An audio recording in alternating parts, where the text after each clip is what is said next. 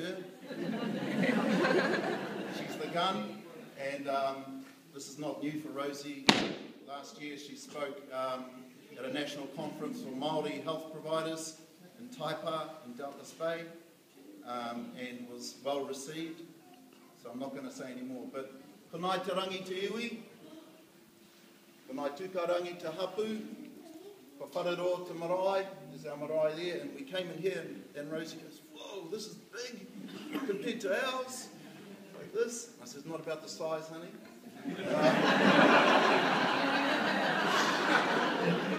Ko mā tātua te waka, ka mao te maonga, ka wairo te awa, ka taiahoa Ngatai te tupuna. That's taiahoa up there, one of the warriors from the Battle of Gate Pa, one of the strategists, our leader of our hapu, the builder of our wharenui, and a great entrepreneur. He owned sailing ships and used to export maize to Sydney in Australia during the 1840s. He used to bring back guns and give them to Waikato as well to help them out in the 1860s. He left a legacy of entrepreneurship and that education is a key, not a cross, to bear. He built the first schools in the Bay of Plenty at Otapo and Matapihi, where my father went and my grandfather went. Ko rā whakamutanga Ngatai. My father passed away 20 odd years ago. Instrumental in wiring up a lot of the marae and wharekai throughout the rohe from here right across down to Te Kaha. And I used to travel with him when I was this age and help them run the cables through all those ceilings because I was small enough to do it. So I don't have a fear of the dark or spiders or rats. For Beverly Eames, te mama, my mother, who's still alive, from Scottish heritage, McCurdy's, and so you know, being Māori, part Scottish, deep pockets, short hands, that sort of stuff. For Deborah Te Wahine, a beautiful mum, netball, A-grade netball umpire for many years, police officer front line for the last 20 years, and still loving it. And just a couple of other symbols, visual symbols there. My father, who fought in Korea, our Harley, which is my waka, mā tātua, the netball team, and our maonga there.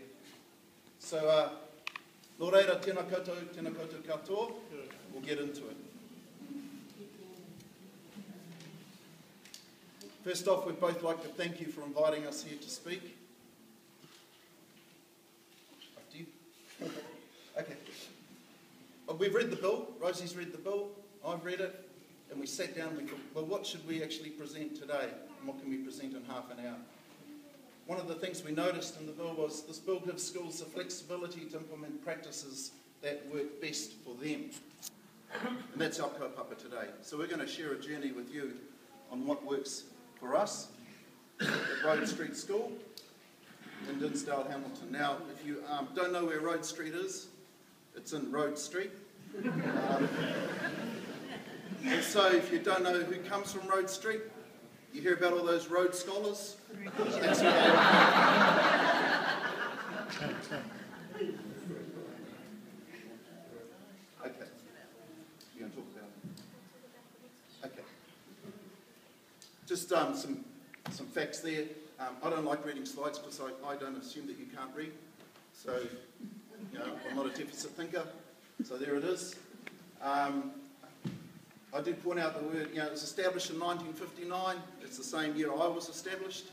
In Mangakino, I think, in the back of a Ford Coupe. Yeah, I was established there. I said that at my parents' 25th wedding anniversary and got a whack, but that's how it is. As Andrew said when he introduced our kaupapa's Tau Māori, the Māori worldview. We have that obviously because we're 75% Māori as a kura, but we're mainstream. And I don't like that term mainstream because for Māori to be successful as Māori, we're trying to put them into a mainstream context. It just doesn't work for some of us.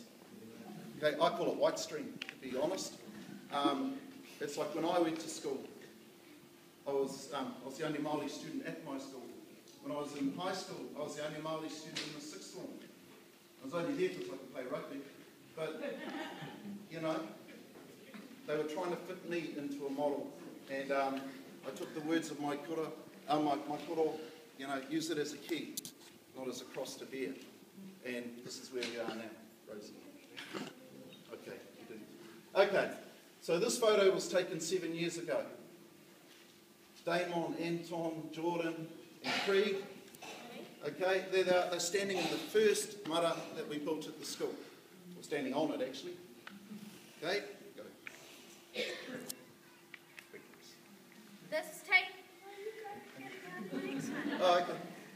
So this was taken yesterday. Same boys. We've lost one of them. Jordan's moved on. But the boy said, no, Matu, he's come back. He's that transformer in the background there. Right? Which is a robot built out of old computers. We think big at Rhode Street, and we love to recycle. But these boys, they've been on the same journey that I've been on. Right? Here we've got one of our gardens growing up the back of our commercial kitchen at our school. We cook lunch in every day. And we grow all different things all year round. We grow beetroot, onions, potatoes, spring onions, spinach, kale, pumpkins, sunflowers. Cool.